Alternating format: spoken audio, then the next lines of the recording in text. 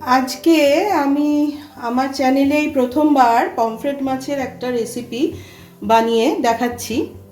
তো তোমরা সবাই পমফ্রেট মাছ নানান রকমভাবে খাও, আমি পমফ্রেট মাছ যেভাবে আজকে বানাবো সেটা আমি তোমাদের সঙ্গে শেয়ার করছি। এখানে আমি পমফ্রেট মাছ নুন আর হলুদ মাখিয়ে রেখেছি, এই যে। আর নিয়েছি 2 চামচ মতো সর্ষে বাটা, কালো সর্ষে আর সাদা সর্ষে একসাথে পেস্ট করেছি। আচ্ছা, আর লাগবে এই যে একটু পেঁয়াজ কুচি, রসুন বাটা, কাঁচা লঙ্কা, টমেটো, হলুদ গুঁড়ো, আর এটা কিন্তু কাশ্মীরি লঙ্কার গুঁড়ো, আমি কাঁচা লঙ্কা দিয়েই হবে, আমি আর গুঁড়ো লঙ্কা এটা দেবো না, তবে তোমরা চাইলে দিতেই পারো। আর এটা নুন, আর রেসিপিটা হবে কিন্তু সর্ষের তেলে, এই যে সর্ষের তেলেই করব পুরোটা। আর এটা সর্ষে বাটা ওই মিক্সির জারটায় জলটা রয়েছে আর কি, পেস্টটা করেছিলাম সেই জলটা রেখেছি, এই জলটা দিয়েই করব, বেশি জল দেব না। আর এটা উপরে একটু ধনেপাতা দেবো বলে আমি ধনেপাতাটা ভিজিয়ে রেখেছি জলে। আচ্ছা, এবার আমি এক এক করে মাছগুলো ভেজে নেব, তার জন্য কড়াইতে সর্ষের তেল দিয়েছি আর তেল গরমও হয়ে গেছে। আর আমার কিন্তু যথারীতি তেলে একটু চিমটে নুন দেওয়া রয়েছে। আমি একটা মাছ ভেজে নিয়েছি, এইভাবেই সব মাছগুলো আমি ভেজে নেব। দেখো তোমরা, আমি কিন্তু খুব একটা ভাজিনি, যদিও আমি মাছ একটু কড়া করে ভাজি, কিন্তু এই মাছটা কিন্তু আমি খুব বেশি ভাজিনি, হালকাভাবেই ভেজেছি। এইভাবেই আমি সব মাছগুলো ভেজে মাছগুলো আমার ভাজা হয়ে গেছে, এই যে।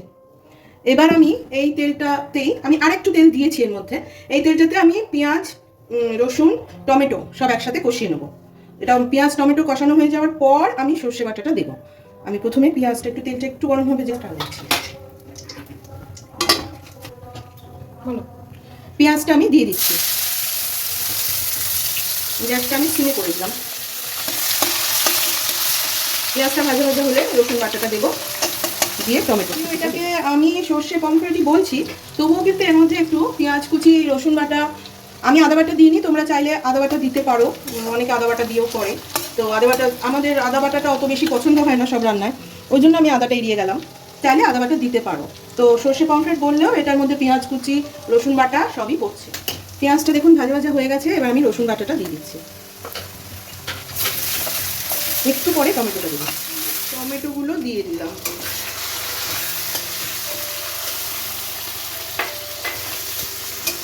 টমেটোটা একটু মজে গেছে, এবার আমি সর্ষে বাটাটা দিয়ে দিচ্ছি।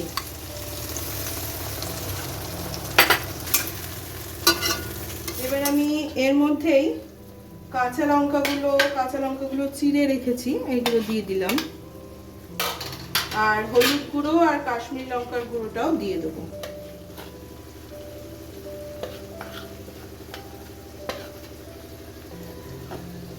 আমি 1.5 চামচের মতন দিয়েছি কাশ্মীরি লঙ্কার গুঁড়ো, আর 1 চামচের মতন দিয়েছি ওই হলুদ গুঁড়ো। এটা একটু তেল ছেড়ে গেলেই আমি জল ঢেলে দেবো, জল ঢেলে তারপরে নুনটা দেব। আচ্ছা, এবার দেখুন তেল ছাড়ছে, এইবার আমি এই যে জলটা দিয়ে দিচ্ছি।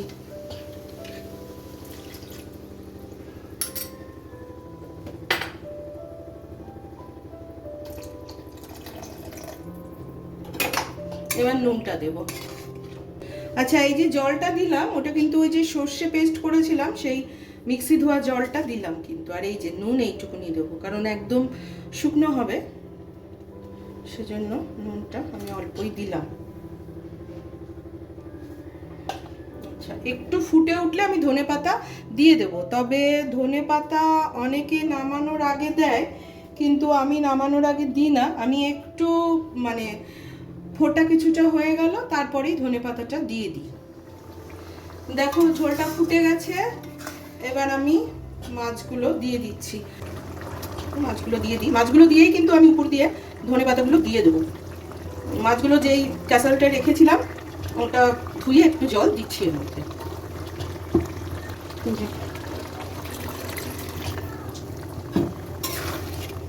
এবার আমি ধনেপাতাগুলো কুচি করে কেটে দিয়ে দেবো। এই ধনেপাতাগুলো এখনই উপর দিক দিয়ে দিয়ে দিচ্ছি, মানে একদম উপর, অনেকে কাঁচা ধনেপাতা একদম দেয় উপরে রান্নার শেষে, আমি সেটা করি না, আমি দিয়ে দিই রান্না চলাকালীনই দিয়ে দিই।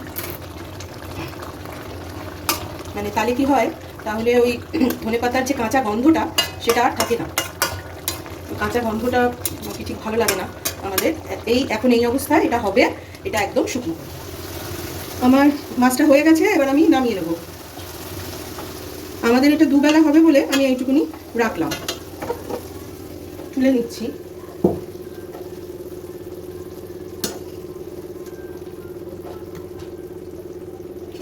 পমফ্রেট মাছ তো একটু সাবধানে করতে হয়, ভেঙে যায়, সামুদ্রিক মাছ।